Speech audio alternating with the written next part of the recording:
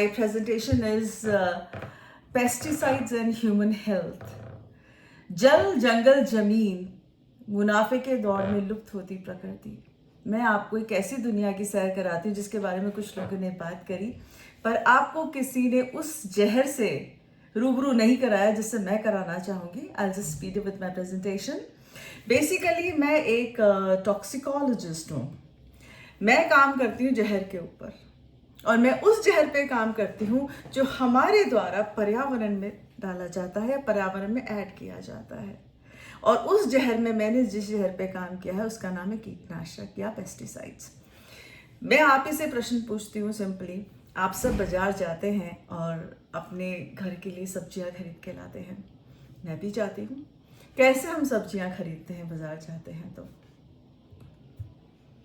मैं जाऊंगी तो मैं कोई सफ़ेद अच्छी सी गोभी उठाऊंगी, and I will pick up some very green lady fingers, and I will pick up some very red tomatoes, I bring them home and cook it.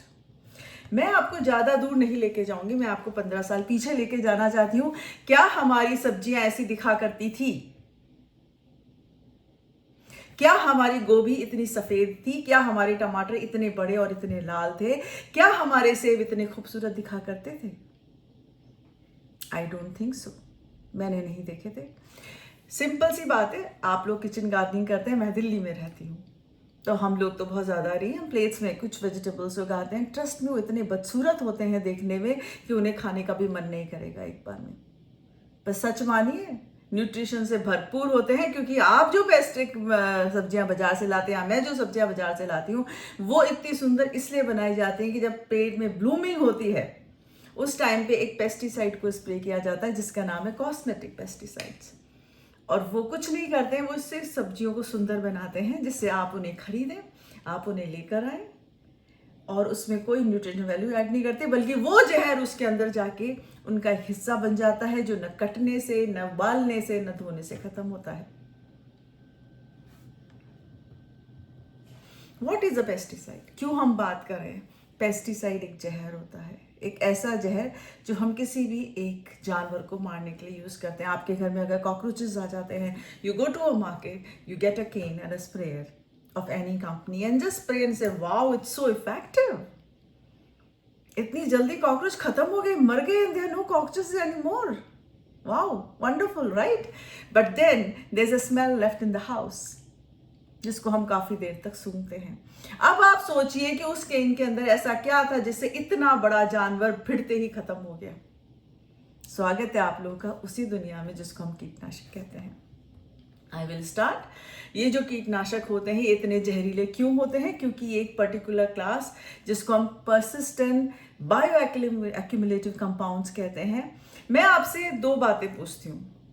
इंसान आज भगवान बन के बैठा है साइंस को लेके। दो ऐसी जगह हैं इस दुनिया में, एक मारियाना ट्रेंच है और एक माउंट एवरेस्ट है, जहाँ पे आई विल नॉट से कि बहुत आसान है, वहाँ पहुँचना बहुत मुश्किल है। मारियाना ट्रेंच में आपको बताऊंगी क्या जगह। अगर हम समुद्र तल पे जाएंगे और वहाँ से हम 20 किलोमीटर तक खुदाई करेंगे तो हम धरती के कोर पर पहुँचेंगे। माउंट एवरेस्ट आप सब जानते हैं, हाईएस्ट माउंटेन पीक, वहाँ पर भी आज हमें पेस्टिसाइड्स मिल रहे हैं, और इस क्वांटिटी में जो परमिसिबल लिमिट से ज़्यादा है। कैसे पहुँचे वहाँ तक? क्योंकि इनकी एक आदत होती है, ये अपनी जगह अप्लाई होते हैं और वहाँ से बहुत दूर तक जाते हैं और 300 साल तक हमारे पर्यावरण में रहते हैं। क्यों इतने भयानक? फिर मैं यहाँ पे थोड़ा सा रुक के आपको एक चीज़ बताना चाहूँगी कि क्यों मैं बात कर रही हूँ जहर की। मुझसे आप एक बात बताइए कि आपने कैंसर का नाम इतना पहले कभी देखा था? आज हमारे आसपास हर दूसरा व्यक्ति कैंसर से जूझ रहा है। वेस्टर्न राजस्थान की बात करें तो बीकानेर से, पंजाब से एक ट्रेन आती है बीकानेर तक जिसे कैंसर ट्रेन कहा जाता है, और उस कैंसर ट्रेन के अंदर कैंसर के जो रोगी होते हैं उनका किराया माफ होता है। ये जो कीटनाशक हैं ये पोटेंट कार्सिनोजेंस हैं, म्यूटाजेंस हैं, टेराटोजेंस हैं, कैंसर कोजिंग एजेंट्स हैं। ये आपके आंसर हैं क्यों डायबिटीज इतना फैल रही है, क्यों गॉल ब्लैडर स्टोन्स इतने हो रहे हैं, क्यों हमारे बच्चों में रिप्रोडक्शन की इतनी प्रॉब्लम आ रही है, क्यों हमारे आंखों की नजर इतनी कमजोर होती जा रही है। ये सब उसका जवाब है। और आज इस धरती पर एक भी ऐसी जगह नहीं है, चाहे हम बात करें सॉइल की, चाहे हम बात करें पानी की, चाहे हम बात करें हवा की, they are present everywhere in a quantity above the permissible limit by WHO and FAO.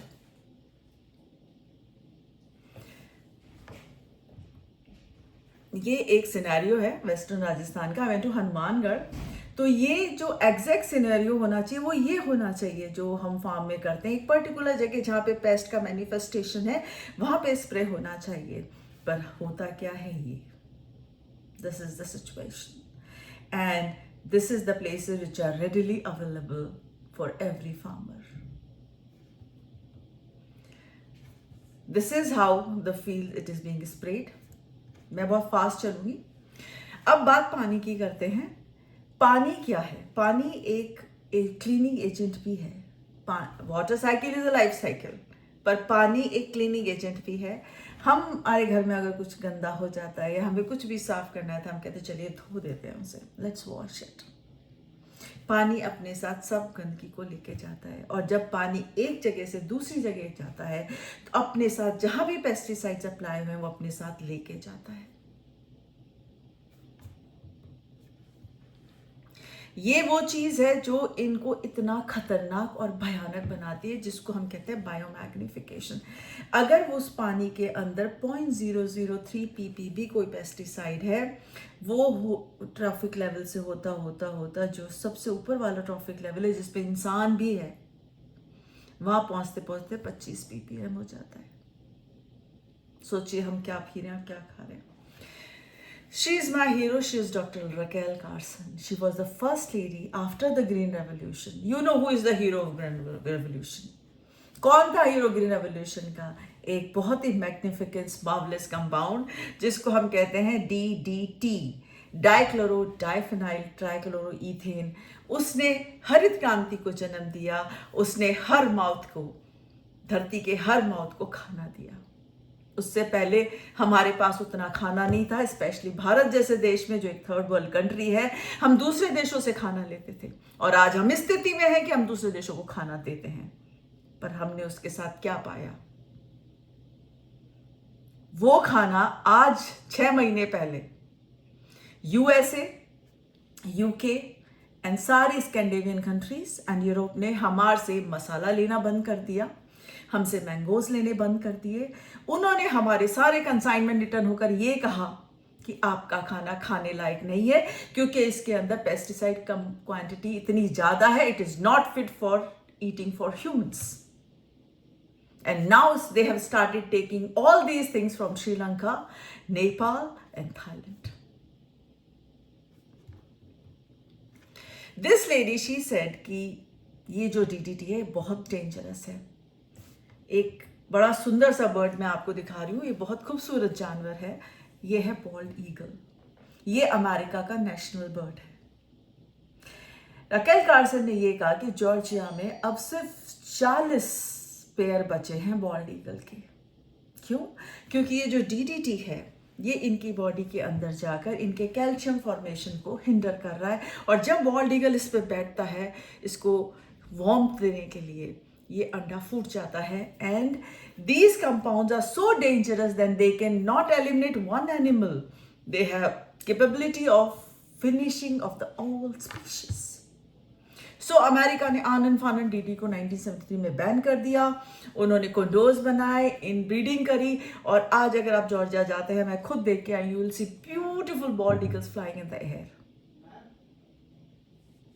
So these bald eagles, they are being saved by Americans because they wanted to save it, but we never wanted to save dodo. Then we never saved it. So are we gods? It's a question mark to our science. So what is the scenario in India? How Indians are dealing with it? I'm very sorry to tell you that China banned DDT in 2007. At present Hindustan एक अकेला ऐसा देश है जो DDT बनाता है और DDT को सप्लाई करता है अफ्रीकन कंट्रीज को, और वो खुद DDT को यूज करता है। किस लिए यूज करता है? इंडिया ने एग्रीकल्चर में बैन कर दिया था डीडीटी को, पर आज भी पब्लिक हेल्थ में India is popularly using DDT. मैं जिस सोसाइटी में रहती हूँ वहां भी जनवरी से लेकर मार्च तक रोज सुबह डीडीटी का स्प्रे होता है। मैं कुछ नहीं करती, मैं मार्शल आर्ट्स को देखती रहती हूँ। मैं सोचती हूँ कि मैं एक टॉक्सिकोलॉजिस्ट हूँ, मैं इस बारे में बात करती हूँ, फिर भी मैं उसी जगह रहती हूँ। कॉस्ट बेनिफिट रेशियो, डीडीटी की जो एबिलिटी है पेस्ट कंट्रोल की, वो आज तक किसी और कंपाउंड में नहीं मिली हमें। दूसरा, ये इतना सस्ता पेस्टिसाइड है कि इंडिया जैसी थर्ड वर्ल्ड कंट्री इसे अफोर्ड कर सकती है, और इंडिया इसे सप्लाई करता है साउथ अफ्रीका को, बोत्सवाना को, जाम्बिया को, मोजाम्बिक को, नाम्बिया को और जिम्बाब्वे को। So these are the only countries which are using DDT. Stockholm convention ने इंडिया को कहा था कि आप 2025 तक डीडीटी बंद कर दीजिए। इंडिया ने कहा we will do it, but since we are the third world country, our population brass, we need more grains, we need to save more lives, so India said no, we cannot do it till 2030. So we will be still eating DDT and smelling DDT till 2030. Maybe we are more stronger human beings. I'll just skip. These are some pictures which are happened when bird sits on it, it breaks. This is the DDT contamination. This is shrinkage because of DDT. This is our national bird. एक compound आपने नाम सुना होगा Aldrin और डाईऑल्ड्रिन का। हमारे यहाँ हिंदुस्तान में दीमक भी बहुत है, मच्छर और मक्खी के साथ साथ। उस दीमक को कंट्रोल करने के लिए कंपाउंड यूज होता है जिसको हम कहते हैं ऑल्ड्रिन। ये ऑल्ड्रिन पॉइजनिंग है इन द गैलीफॉर्म बर्ड्स, जो ग्रेन ईटिंग बर्ड्स होती हैं, and our national bird peacock is one of them. It's a horrifying thing, it happened in western Rajasthan. Again the cyclodiene poisonings. Water cycle मैंने आपको कहा था, life cycle. अब मैं आपको कुछ मैं आपको रूबरू कराऊंगी सच्चाई से। हम लोग एक स्टडी कर रहे हैं अलवर राजस्थान के अंदर, जो ये 1CR का प्रोजेक्ट है, राष्ट्रीय उच्चतर शिक्षा अभियान का। मैं बस स्पीड अप कर रही हूँ, वैसे तो आपसे बताना चाह रही हूँ मैं क्या कहना चाहती हूँ। उसमें हमने 3 सिटीज़ के अंदर, अलवर, भिवाड़ी, तिजारा के अंदर, पानी जो हम पीते हैं और जो मिल्क जो हम अब सुबह सुबह उठ के अपनी चाय में डालते हैं, अपने बच्चों को पिलाते हैं, खुद पीते हैं, उसके अंदर पेस्टिसाइड की क्वांटिटीज़ को देख रहे हैं। These are the pesticide sites जहाँ से हमने इतना सेलेक्ट किया। ये वो साइट्स हैं। अगर अलवर में आप गए हो तो वहाँ पे एक लेक है जिसे सिलीसेड लेक कहते हैं। This is our life line for water in Alwar, it supplies to all. तो हमने वहाँ से भी लिया। सरिस्का का नाम आपने सुना होगा। These are the sampling sites. हम लोग कहाँ कहाँ गए, हमने पैकेट बंद दूध लिया, हमने डब्बा बंद दूध लिया, हमने जो वेंडर्स ओपनली दूध आप लोगों को सप्लाई करते हैं वहाँ से लिया, और हमने इनके अंदर पेस्टिसाइड्स की क्वांटिटी को देखा। I will just take your attention on this red line in the last. It is 0.7, it is 1.7, it is 1.9 and it is 1.23 parameters हमने देखे। WHO FAO कहता है कि 0 होना चाहिए, किसी भी चीज के अंदर पेस्टिसाइड की क्वांटिटी 0 होनी चाहिए। ज्यादा कुछ नहीं तो 0.001 हम एक्सेप्ट करते हैं, और हमारे यहाँ पे है 1.7, 0.7, 1.5। तो आप ये सोच लीजिए कि आप क्या खा रहे हैं और क्या पी रहे हैं। At what cost we have increased the production? At the cost of our lives? It's a question mark. Same ही चीज हमने दूध के अंदर डिटेक्ट किया, जो वेंडर से हमने दूध कलेक्ट किया, जो पैकेट सप्लाई मार्केट में होता है, डेयरी से हमने सेलेक्ट किया, सब जगह से हमने कलेक्ट किया। Again 0.8, 2.5, which is the poison. If you send it this to WHO, they'll say it's a poison. It's 0.8, 2.7, 0.6. So this amount of pesticide we are ingesting. And these are just 23 parameters, I'm sorry to say. We have just taken 23, we have taken DDT, dimethoxide. These are very 23 because my machine has a limitation. Even I have got the latest machine of 2023, but it has a limitation. So imagine ये सब milk, ये तो एक एक pesticide है, आप इन सब का सिनर्जिस्टिक खा रहे हैं। अब you are eating a cocktail of these pesticides, and what is going to happen inside us? So this is all. I will not talk about it. I've already spoken, so I'll just skip. This is one more study I'm going to share. And जितनी भी महिलाएं वहाँ पे बैठी है, मैं आपका attention इस स्टडी की तरफ ले जाना चाहूँगी। प्लीज़ ध्यान से सुने और हर गर्ल चाइल्ड को आप इस पे एजुकेट करें। ये एक स्टडी मैंने करी थी SMS मेडिकल कॉलेज जयपुर के साथ, जिसके साथ 2 बड़े हॉस्पिटल हैं, महिला चिकित्सालय जनाना हॉस्पिटल। इसके अलावा बनी पार्क में एक बड़ा आलीशान नर्सिंग होम है जिसे हम संजीवनी हॉस्पिटल कहते हैं। संजीवनी को मैंने इसलिए लिया क्योंकि जनाना हॉस्पिटल महिला चिकित्सा में एक पर्टिकुलर तबके की महिलाएं आती थी, पर मैं चाहती थी कि मैं समाज के हर तबके के व्यक्ति को इसमें इंक्लूड करूं। तो मैंने वहां पर 101 महिलाओं को चिन्हित किया, प्रेग्नेंट वुमेन को, और जब वो हॉस्पिटल में आती थी, ये देखिए ये स्टडी सीधी ह्यूमंस के ऊपर है, थोड़ा टेरिफाइंग है, ये ह्यूमन सैंपल्स हैं, हमारे सैंपल्स हैं। तो जब वो महिलाएं आती थी मैंने उनका ब्लड लिया, और जब बच्चा पैदा होता था उसके बाद we used to collect the cord blood and the placenta, जो बाहर फेंक दिया जाता था। उसके बाद जब बच्चा पैदा हो जाता था तो हमने मदर्स मिल्क के सैंपल लिए, और हमने उन सारे सैंपल्स को subject to extraction of pesticides किया। And I am really frightened to tell you the stories. आपका ध्यान मैं सिर्फ मीन की तरफ ले जाना चाह रही हूँ। That is 81.7, 32.4, 86.8, 1978 and so on. हमारी बॉडी के अंदर आज की तारीख के अंदर इतना पेस्टिसाइड घूम रहा है, और यहां स्टोरी एंड नहीं होती है। हमने खुद को तो खत्म कर ही लिया, हमने अपनी आने वाली जनरेशन को भी खत्म करना शुरू कर दिया, क्योंकि ये जो पेस्टिसाइड्स हैं, ये लाइपोफिलिक कंपाउंड्स हैं, they cross the placenta and cord blood, क्योंकि उनके अंदर भी क्वांटिटी मिल रही है, and they reach to the developing baby. और जो बच्चा जो भी पैदा ही नहीं हुआ है वो already expose to pesticides, and these pesticide are teratogenesis करते हैं ये लोग। किसी बच्चे के हाथ नहीं है, किसी का सर बड़ा है, किसी बच्चे को कोई जेनेटिक एबनॉर्मलिटीज है, कितने एबनॉर्मल बच्चे, ये सारा जवाब उन चीजों का है। ये क्यों हो रहा है? पहले तो नहीं होता था। इतने सारे मेरा एक पेपर है करंट साइंस में, अगर आप पढ़ेंगे, जहां पे मैंने पेस्टिसाइड्स को कोरिलेट किया है प्री मैच्योर बर्थ के साथ, एबॉर्शंस के साथ एंड स्टिल बर्थ के साथ। जिन औरतों के अंदर ये वाली प्रॉब्लम पाई गई थी उनके अंदर पेस्टिसाइड की quantity statistically significantly 3 to 4 times। Story doesn't end there. बच्चा जैसे तैसे पैदा तो हो गया, उसके बाद जो मदर्स मिल्क है उसके अंदर जब हमने क्वांटिटी देखी तो बहुत बहुत स्थिति भयानक थी। स्थिति ये थी कि 0.09, 0.02, 0.09, 5.2, 1.1। तो क्या हम ये कह सकते थे mother's milk is not fit for drinking for the baby? As a toxicologist मैं तो ये कहूंगी कि माँ का दूध बच्चे को पिलाने के लिए बचा ही नहीं है। डब्बा बंद दूध में कम था, क्योंकि डब्बा बंद दूध के अंदर फैट कम है और वो प्रोसेस्ड है, तो वहां तो कुछ पेस्टिसाइड कम हो गया, पर मदर्स मिल्क को तो हम प्रोसेस नहीं कर पा रहे। और एक और टेंडेंसी है, यहाँ बहुत सारे जोलॉजिस्ट और बैठे होंगे यहाँ पे, जब भी हम कुछ विषाक्त चीज खा लेते हैं, कुछ टॉक्सिक खा लेते हैं, तो हमारी बॉडी क्या करती है?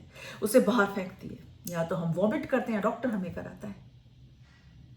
तो जब हमारी बॉडी के अंदर इतना सारा पेस्टिसाइड है तो मदर्स बॉडी क्या करती है? मदर्स बॉडी उसे एक्सक्रीट करती है मदर्स मिल्क के अंदर, और वो क्वांटिटी खून से 3 गुनी ज्यादा होकर बाहर आती है, और वो हम अपने बच्चे को पिलाते हैं। और यही चीज कैटल्स के ऊपर लागू करती है, गाय के ऊपर, भैंस के ऊपर, बकरी के ऊपर भी यही चीज लागू करती है। जब वो इस जहर को घास के थ्रू खाते हैं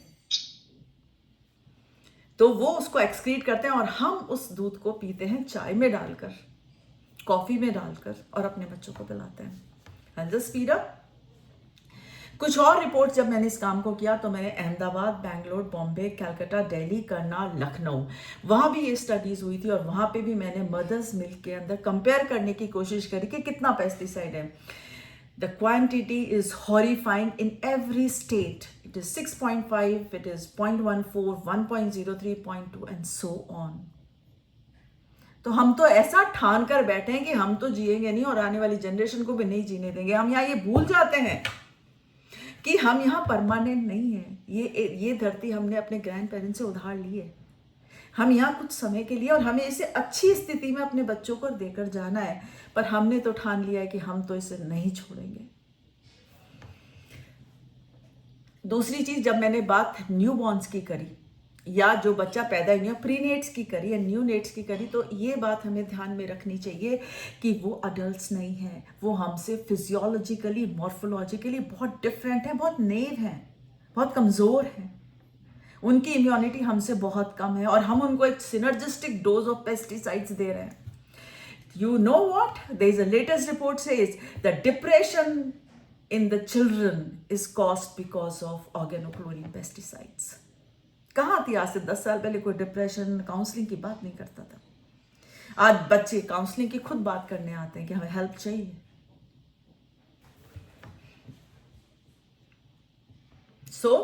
एक लाइन जो हमेशा मैं अपनी उसमें पढ़ती हूँ अपने प्रेजेंटेशन के बाद, वो मैं आपको ज़रूर पढ़कर सुनाऊंगी. Organochlorine pesticides are reported to be carcinogenic, mutagenic, teratogenic, immunosuppressive. They deplete vitamin D levels, create endocrine dysfunction such as hypothyroidism, high estrogenic activities, diabetes. They disturb reproductive processes. They are growth depressants. Associated with gallbladder stone diseases, they induce several psychogenic and neurogenic abnormalities in adult stages. They are associated with abortions, premature deliveries, stillbirth, and infant with low birth weight.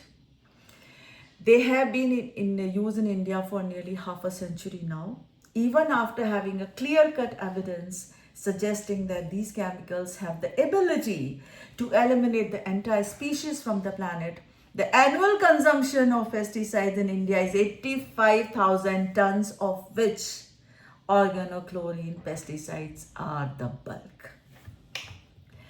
So, this is the conclusion. What we have to do. खेती तो 100 साल पहले भी होती थी. So we need to go back to our roots, जो हमारे पहले स्पीकर ने बताया. हमें अपनी वो ट्रेडिशनल प्रैक्टिसेस को वापस लाना होगा. पर यहाँ पे एक बहुत बड़ा क्वेश्चन मार्क है, क्या हमारे सॉइल की, हमारे पानी की, हमारी हवा की अभी वो स्थिति है जो पहले 100 साल पहले थी? क्या जमीन अभी उतनी उपजाऊ बची है इतने फर्टिलाइजर और पेस्टिसाइड्स के यूज के बाद? बिल्कुल नहीं बची है. पंजाब की हालत देख लीजिए. एक समय पे पंजाब हमारे अन्नदाता थे और आज पंजाब में कुछ भी नहीं उगता. जो भी उगता है वो खाने लायक नहीं है. पंजाब के अंदर cancer rate is increasing every day and cancer rate to Bikaner is the example of that. Why it is only running from Punjab? Why not from other states?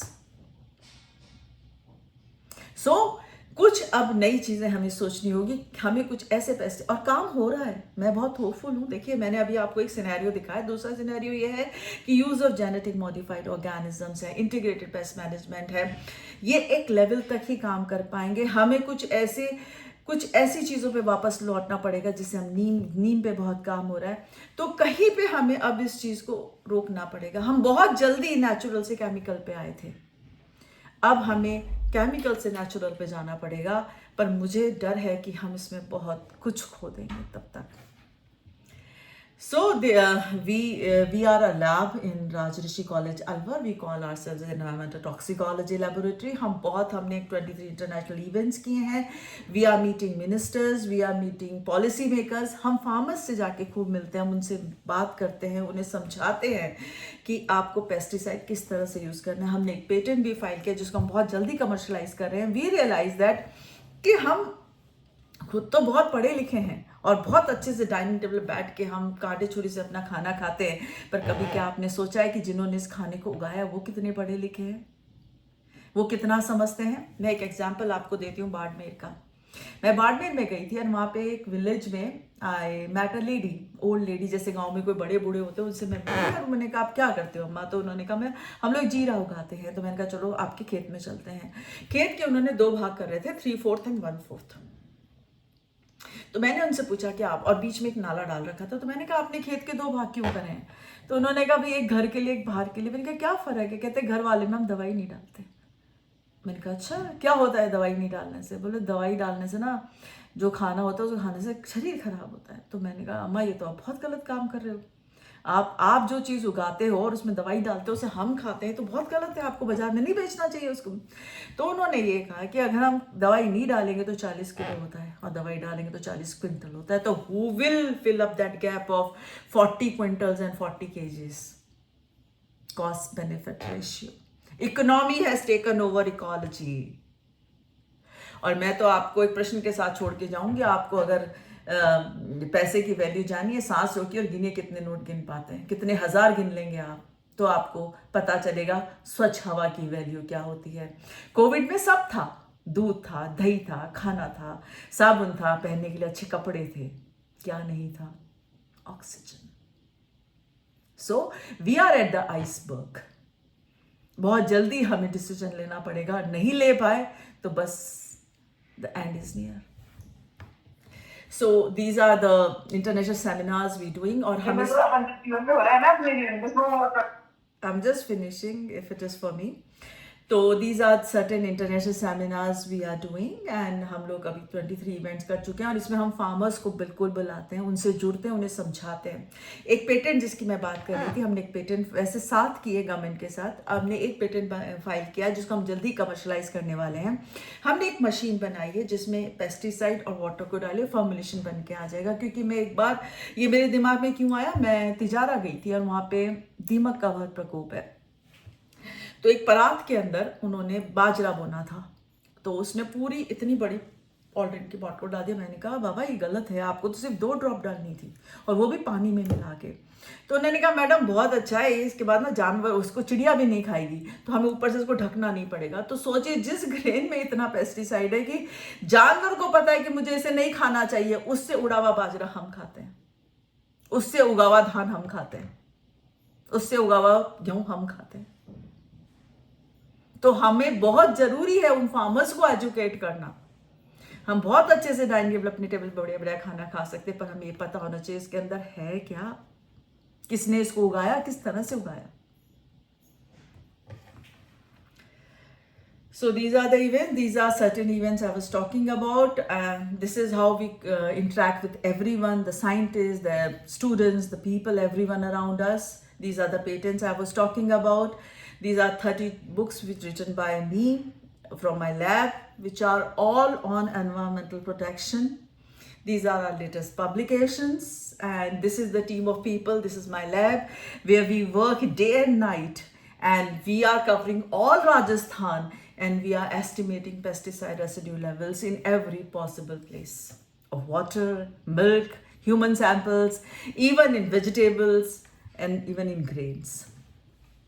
And I would like to thank the organizers, especially Anita ma'am, for giving me this opportunity. And it's always good to share such talks with everyone. And I will tell you, pesticide से बचिए, मत use करिए. घर में कुछ धान वगैरह चिड़िया खा रही तो खाने दीजिए उन्हें भी, हक है जिंदा रहने का. Thank you so much everyone. These are my emails and mobile number. You can contact me, you can talk to me. We can take it forward from here. Thank you so much. बहुत बहुत धन्यवाद. If any